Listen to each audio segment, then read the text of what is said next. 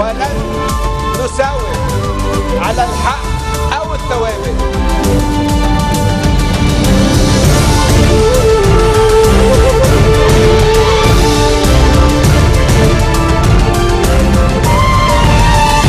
Good afternoon. You're watching the English newscast on Future Television. I'm Yumna Naufal, and these are today's top stories. Financial burdens will not hinder progress on improving and expanding services, Minister of Health Ghassan Hasbani says. Syrian security official says Syrian army units are cleaning landmines and explosives in the historic town of Palmyra, where left behind by Islamic State fighters. And centrist candidate Emmanuel Macron would beat far-right leader Marine Le Pen in the first round of France's presidential election, according to a poll showing the first to put Macron in a first lead.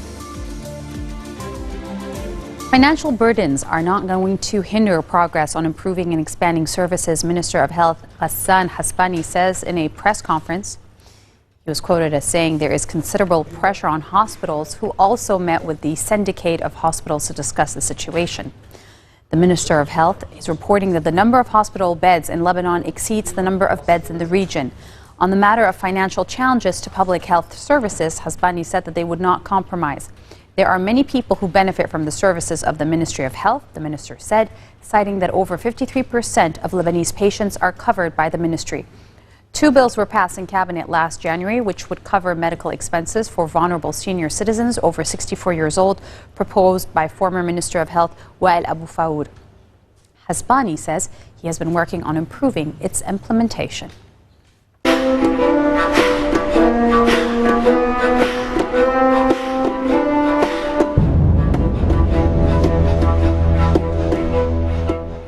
A Syrian security official says Syrian army units are cleaning landmines and explosives in the historic town of Palmyra that were left behind by Islamic State fighters.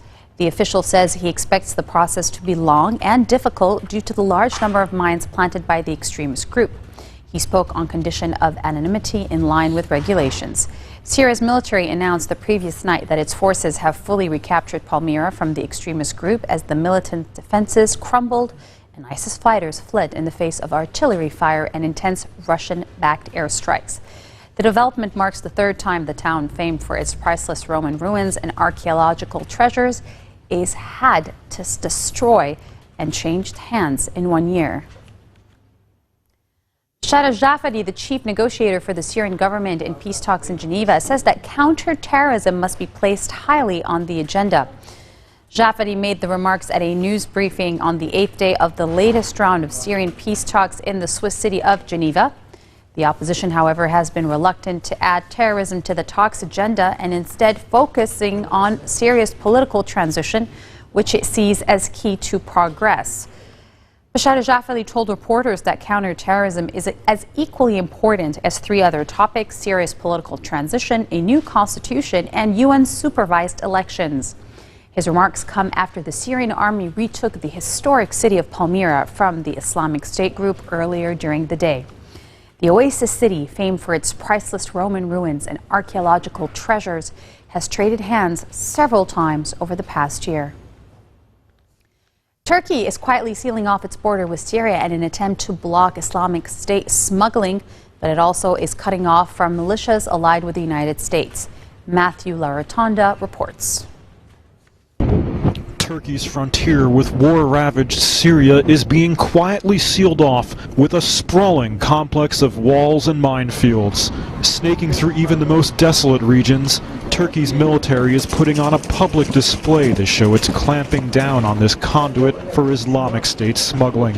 Ankara was accused by some Western powers of being too slow to respond to the flow of foreign fighters across its borders during the early years of Islamic State's rise.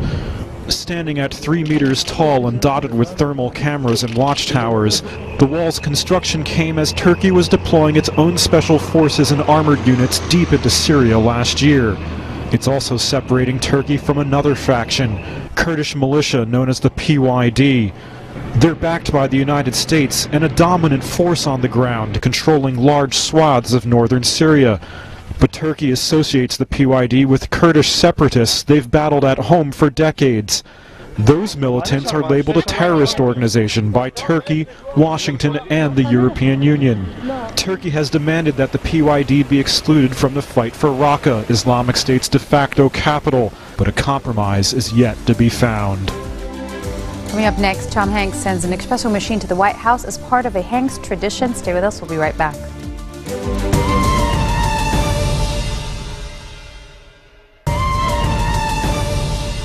Welcome back. Residents in Yemen say U.S. soldiers are fighting two separate gun battles with al-Qaeda militants supported by heavy aerial bombardment. If confirmed, it would be the first time Washington has deployed ground troops in the country since a Navy SEAL was killed in a similar operation on January 29th, the first of its kind authorized by President Donald Trump. A day after U.S. forces carried out more than 20 airstrikes in the area, troops descended on the Wadi Yashboum village in the southern Shabwa province and engaged suspected al-Qaeda in the Arabian Peninsula militants for nearly half an hour. One of the targets in the raid shortly after midnight was the home of Saad Atif, an al-Qaeda leader in the area. Centrist Emmanuel Macron would beat far-right leader Marine Le Pen in the first round of France's presidential election in a Doxa poll showing being the first to put Macron in a first-round lead. Former economy minister would win 27% of the vote in the April 23rd first round, followed by Le Pen at 25.5%, leaving conservative François Fillon eliminated at 19%.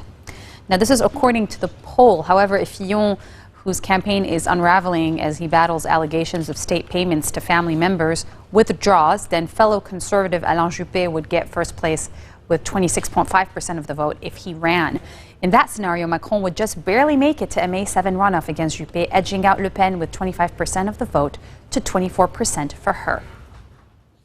And so Fillon is standing his ground, telling a rally in the southern French city of Nîmes he is a fighter and will continue to fight throughout his campaign in France's presidential election, despite a deepening financial scandal.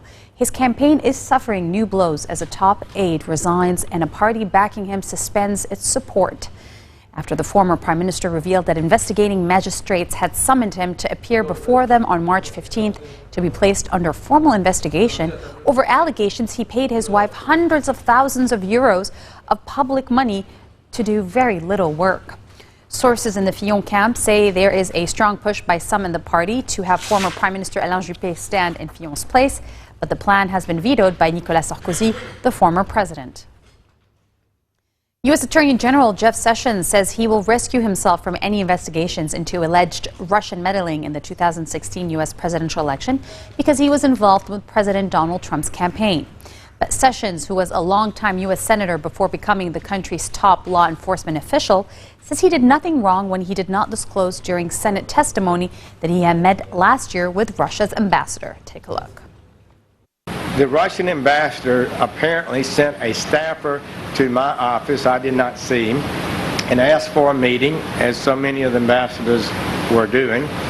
And we set up a time, as we normally did, and we met with him. Two of my senior staffers were there, and maybe a younger staff or two, and they both retired Army colonels and not politicians, and we had we listened to the ambassador and to what his concerns might be. I started off by saying I don't remember a lot of it, but I do remember saying I'd gone to Russia with a church group in 1991, and he said he was not a believer himself, but he was glad to have church people come there. Indeed, I thought he was pretty much of an old style Soviet type ambassador.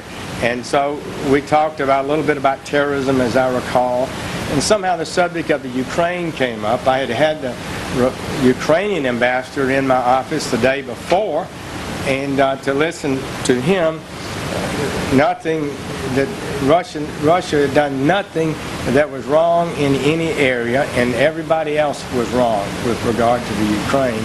It got to be a little bit of a testy conversation at that point. But most of these ambassadors are pretty gossipy, and they liked, this was in the campaign season, but I don't recall any specific political discussions. I did share with White House counsel, on my staff has, that I intend to recuse myself this afternoon.